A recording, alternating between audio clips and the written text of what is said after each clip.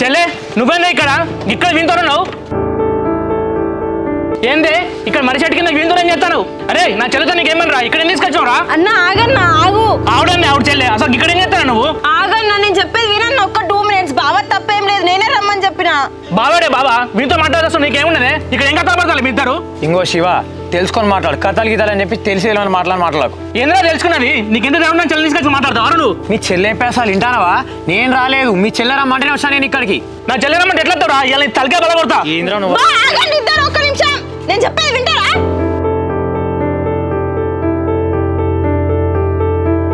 అన్న బావ తప్ప అస్సలేం లేదు, నేను పిలుస్తేనే బావ వచ్చిండు మాట్లాడదామని చెప్పి.